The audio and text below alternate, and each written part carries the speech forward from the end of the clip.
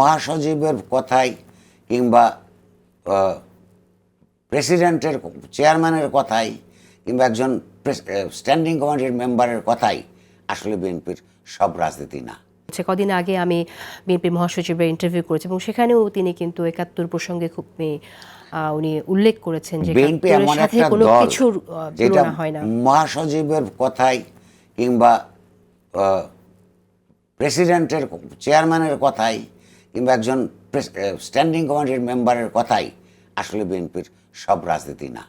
কারণ ওর ভিতরে নানান পদের লোক আছে, নানান পন্থার লোক আছে। তাদের এটা উচিত পরিষ্কারভাবে স্ট্যান্ডিং কমিটির মিটিং করে, কেন্দ্রীয় কমিটির মিটিং করে পরিষ্কার একটা ধারণা দেওয়া এবং এটা স্বীকারও করা যে তারা কিছু বিভ্রান্তিমূলক রাজনীতি বহুদিন করেছে। এটা হলো আমার মত। তারা গ্রহণ করতে পারে, নাও করতে পারে।